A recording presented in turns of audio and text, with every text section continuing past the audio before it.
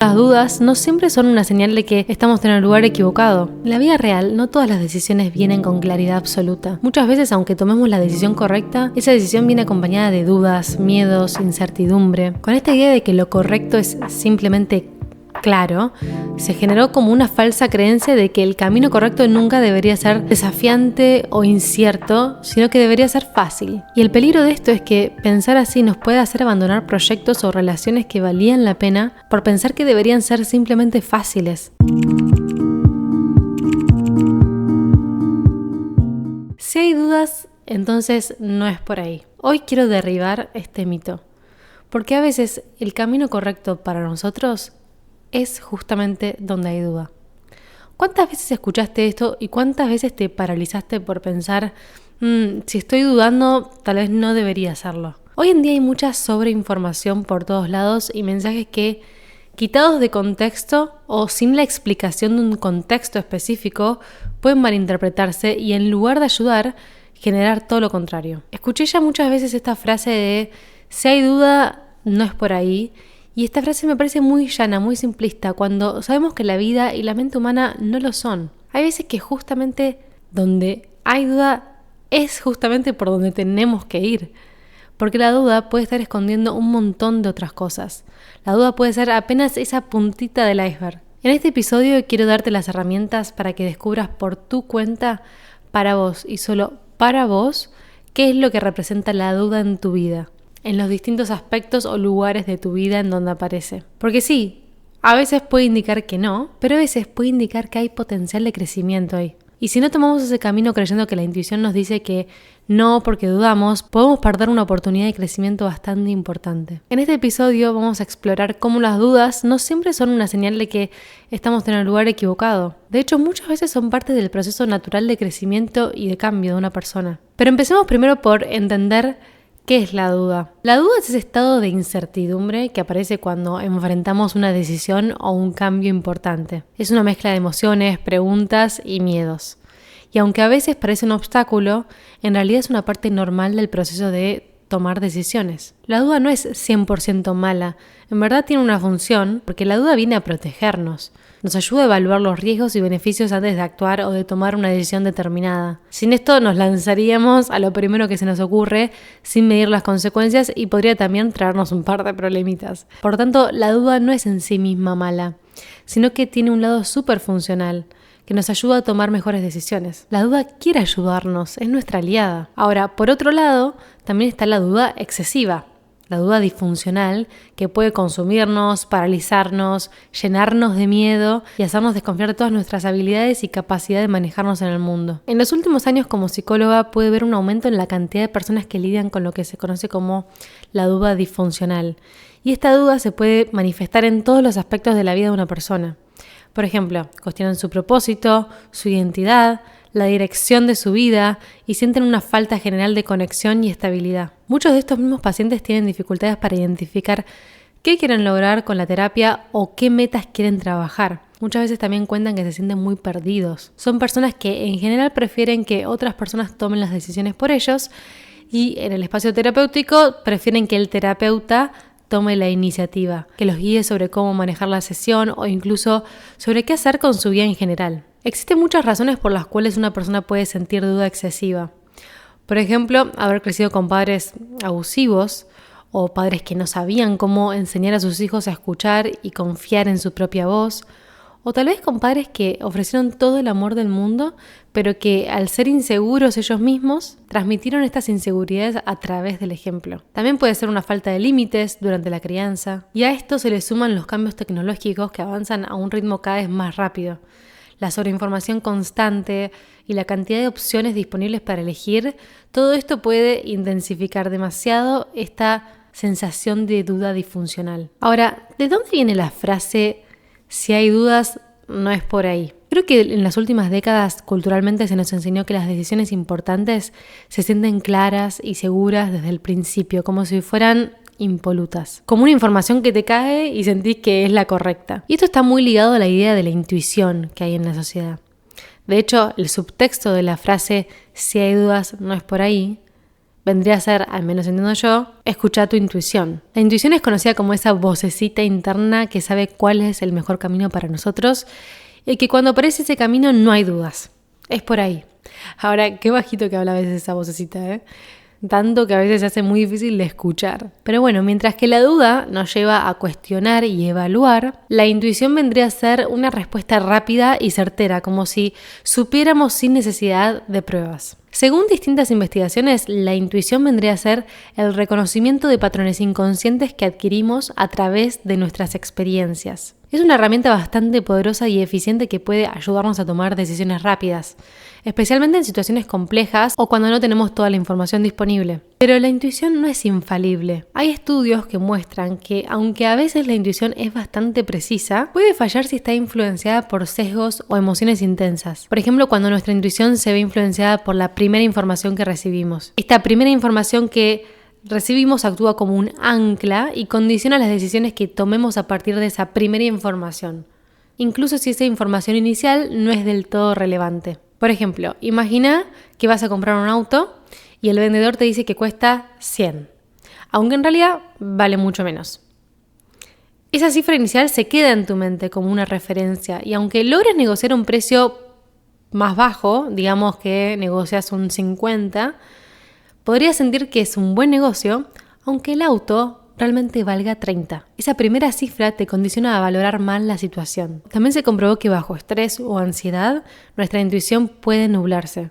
Por ejemplo, en un estudio se sometió a participantes a imágenes bastante fuertes, perturbadoras, antes de evaluar problemas creativos, y su capacidad intuitiva disminuyó significativamente por eso. Esto insinúa que factores externos, como el estrés, pueden interferir en la precisión de nuestra intuición. También muchas veces confiamos demasiado en nuestras corazonadas, incluso cuando no son del todo precisas. Por ejemplo, muchas personas creen que su primera respuesta en un examen, la primera que se les viene a la mente, es la correcta y dudan de cambiarla. Sin embargo, estudios que analizan exámenes reales encontraron que cuando los alumnos cambian sus respuestas, es más probable que pasen de una incorrecta a una correcta. Entonces esto refleja cómo nuestra confianza en las corazonadas iniciales puede ser bastante engañosa también. Por ejemplo, si en una pregunta elegís inicialmente la opción B, porque te parece lógica al principio, podrías agarrarte a esa elección incluso si después te acordás de algo que te dice que la opción correcta es la C. Esto pasa porque nuestra intuición inicial crea una sensación de confianza que a veces no está respaldada por una reflexión que es necesaria. O por ejemplo, típico,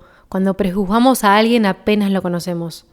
Sentimos que no nos cierra, que hay algo que nos hace ruido y después de un tiempo de conocerlo te das cuenta que te habías equivocado y que al final te caía muy bien, nada que ver a lo que habías pensado inicialmente. Ahora, con esto no estoy diciendo descartemos la intuición, sino que aprendamos a entender cuándo confiar en nuestra intuición y cuándo apoyarnos más en un análisis reflexivo de las cosas. Es clave entender que la intuición funciona mejor en áreas donde tenemos experiencia y podemos reconocer patrones con claridad. Pero en situaciones nuevas o emocionalmente cargadas, tal vez lo mejor sea combinarlo con un enfoque más racional para ayudarnos a tomar decisiones más equilibradas y acertadas. En la vida real, no todas las decisiones vienen con claridad absoluta. Muchas veces, aunque tomemos la decisión correcta, esa decisión viene acompañada de dudas, miedos, incertidumbre. Con esta idea de que lo correcto es simplemente claro, se generó como una falsa creencia de que el camino correcto nunca debería ser desafiante o incierto, sino que debería ser fácil. Y el peligro de esto es que pensar así nos puede hacer abandonar proyectos o relaciones que valían la pena por pensar que deberían ser simplemente fáciles. Y esto no es necesariamente así. Y ahora te voy a explicar por qué.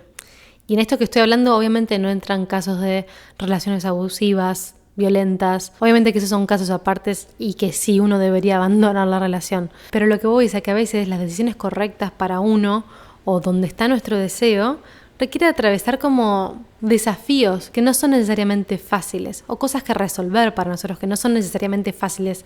A eso me refiero con esto. La duda frecuentemente puede funcionar o aparecer como consecuencia de un mecanismo de defensa.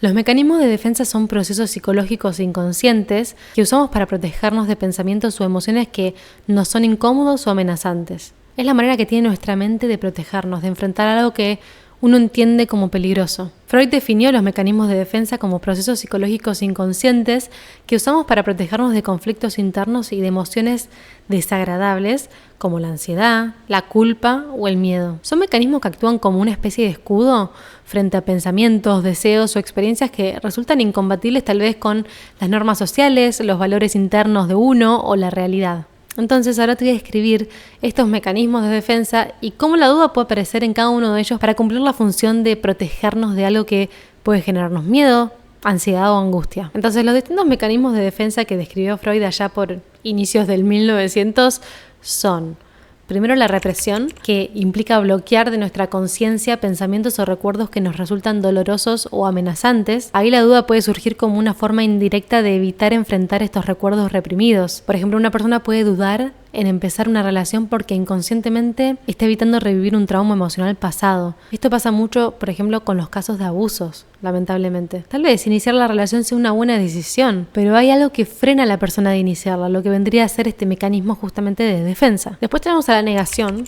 en donde se rechaza la realidad de una situación que nos resulta incómoda. Entonces la duda puede aparecer como una manera de postergar la aceptación de algo que es evidente. Por ejemplo, alguien puede dudar sobre si empezar terapia o no porque en verdad estaría negando que tiene un problema por resolver que le genera incomodidad en su vida. También está la racionalización, en donde encontramos justificaciones lógicas para evitar enfrentar verdades incómodas. En este caso, la duda puede disfrazarse de un análisis excesivo que justifica el hecho de no tomar acción. Por ejemplo, alguien que duda en cambiar de trabajo porque este no es el momento adecuado o porque duda de conseguir algo mejor, cuando en realidad lo que tiene es miedo al cambio. También está el mecanismo de proyección. Siempre se dice, deja de proyectar. Seguramente lo escucharon alguna vez o lo dijeron. Bueno, este es un mecanismo de defensa en el que se busca atribuir a otros pensamientos o sentimientos propios que nos son inaceptables. Y la duda entonces puede manifestarse cuando proyectamos nuestras inseguridades en una situación externa. Por ejemplo, creo que a mi jefe no le gusta el trabajo que hago. En realidad esa duda no proviene del jefe, sobre todo si nunca dijo nada al respecto, porque ¿cómo sabríamos que no le gusta si nunca dijo nada del tema? Entonces en este caso estamos trasladando una inseguridad personal a otra persona, en este caso el jefe. También está el desplazamiento, que es un mecanismo de defensa en el que redirigimos emociones relacionadas a una situación o conflicto más intimidante hacia otra menos amenazante. Por ejemplo, una persona que está lidiando con una crisis emocional por un problema familiar complicado podría empezar a dudar constantemente sobre qué preparar para la cena o qué ropa usar para un evento. Estas dudas, que parecen insignificantes, son una forma de desplazar la angustia del conflicto familiar hacia decisiones más manejables. Es más fácil lidiar con la duda sobre qué cocinar que enfrentar directamente el problema emocional que hay detrás. Después tenemos a la sublimación. Este mecanismo implica canalizar impulsos o deseos que podrían ser socialmente inaceptables hacia actividades que son constructivas o socialmente valoradas. Por ejemplo, una persona que siente una profunda necesidad de validación emocional podría canalizar ese impulso hacia actividades creativas como cantar o hacer teatro, donde puede recibir ese reconocimiento de manera aceptada y beneficiosa. Sin embargo, la duda puede surgir cuando esta persona empieza a cuestionarse si estas actividades realmente están satisfaciendo su necesidad emocional más profunda. Podría pensar, ¿estoy haciendo esto porque realmente me apasiona o porque busco la aprobación de los demás? Estas dudas reflejan un conflicto interno sobre el propósito detrás de sus acciones y cómo está manejando sus emociones. También está la formación reactiva, que es otro mecanismo, en donde se adoptan actitudes o comportamientos opuestos a los verdaderos deseos internos de uno. Entonces la duda puede ser una forma de resistencia inconsciente. Por ejemplo, hacer cosas, tomar decisiones para satisfacer a los demás en lugar de satisfacer nuestros propios deseos internos. Por ejemplo, estudiar medicina porque mis padres quieren que estudie medicina cuando en realidad lo que yo quiero es ser bombero. Y después tenemos la regresión, en donde, por ejemplo, ante situaciones de estrés complejas, podemos empezar a comportarnos como niños inmaduros. La duda, por ejemplo, puede aparecer cuando dudamos en tomar una decisión importante porque deseamos que alguien más lo haga por nosotros, como cuando éramos niños. Ahora, estos mecanismos de defensa no son necesariamente malos. De hecho, pueden ser bastante útiles para manejarnos en momentos de estrés o de presión. Pero cuando se vuelven excesivos o se usan constantemente, pueden limitarnos en nuestro crecimiento personal. En el caso de la duda puede convertirse en un mecanismo de defensa disfuncional cuando nos paraliza y nos impide avanzar. Entonces podemos entender que el miedo al rechazo, la inseguridad, la culpa, los traumas del pasado, etc., pueden ser los motivos que se esconden detrás de la duda y que lo que vienen a hacer es alejarnos de nuestro verdadero deseo por miedo a tener que enfrentarnos con eso. Por eso digo que no es tan simple como decir, si hay duda, no es por ahí. A veces es exactamente por donde hay duda. La vida no es tan simple. Entonces la idea con este episodio no es marearte, pero tampoco darte una respuesta simplista que con el mero hecho de simplificar tu vida la termina complicando y alejándonos de nuestros verdaderos deseos. Lo que yo más quiero con este episodio y con el podcast en general es darte las herramientas para que encuentres tus propias respuestas. No simplemente seguir una receta que te da otro sin conocer tu historia. Porque a veces sí, el camino correcto para uno es donde no hay duda, pero otras veces es todo lo contrario. Todo depende de nuestra historia, de nuestros deseos y nuestros conflictos a resolver. Por lo tanto, la idea es que empecemos a cuestionar qué viene a representar la duda. ¿Es que no hay que ir por ese camino o es que ir por ese camino en verdad coincide con lo que realmente deseamos pero que nos genera mucho malestar y queremos evitar? Y en ese caso, la duda nos es muy conveniente porque nos evita ese malestar. Incluso las dudas muchas veces pueden ser signo de que estamos creciendo y por lo tanto enfrentándonos a algo nuevo. Y algo nuevo, por lo general, puede causarnos estrés. ¿Y qué dijimos antes en relación al estrés y la intuición? El estrés puede justamente nublar nuestra intuición. Por lo tanto, a veces necesitamos usar la razón en conjunto con la intuición para tomar decisiones acertadas para nosotros, para crecer y ser la mejor versión de nosotros mismos. Entonces, algunas preguntas son clave en estos momentos de dudas profundas, como por ejemplo, preguntarnos, ¿qué estoy tratando de evitar? ¿Qué miedo o inseguridad hay detrás de esta duda que tengo? Cuando hacemos estas preguntas, podemos empezar a desmantelar las barreras internas que nos frenan y tomar decisiones más conscientes y alineadas con nuestro verdadero propósito y deseo. Entonces, para ir terminando, te quiero dejar algunas estrategias para lidiar con estas dudas excesivas que vienen a visitarnos de vez en cuando. Entonces, primero, reconocer y aceptar las dudas. La idea es que tomes conciencia de las dudas que te surgen. ¿De dónde vienen? ¿Cuándo empezaron? ¿Qué esconden? ¿Estás ganando algo en realidad con la duda? Por ejemplo, postergar un deseo por miedo. En lugar de combatirlas, aprender a aceptarlas y reconocerlas puede ser un gran primer paso, porque de esta manera vamos a ganar mucha información sobre nosotros mismos. Detrás de la duda hay mucha información que podemos descubrir si, en vez de rechazarla y enojarnos con ella, indagamos a qué viene. Número 2, tomar tus propias decisiones. Como dijimos, a veces para escapar a esa duda, buscamos que otros nos resuelvan la duda y que decidan por nosotros. Entonces se le pide consejo a uno, a otro, pero el tema es que los consejos que puedan darte son consejos que vienen de la historia de la otra persona, de lo que resulta mejor para la otra persona.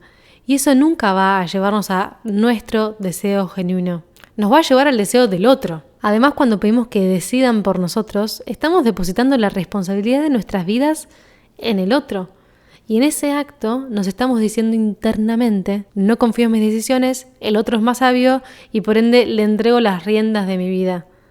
Entonces, lo que necesitamos hacer es exactamente lo contrario. Bancarnos la incomodidad de la duda y buscar la respuesta adentro. Y si tomamos una decisión y después nos equivocamos, no importa, porque es nuestro error y no el de alguien más. Y eso ya lo hace mucho más valioso que una posible victoria por el consejo que nos dio alguien más.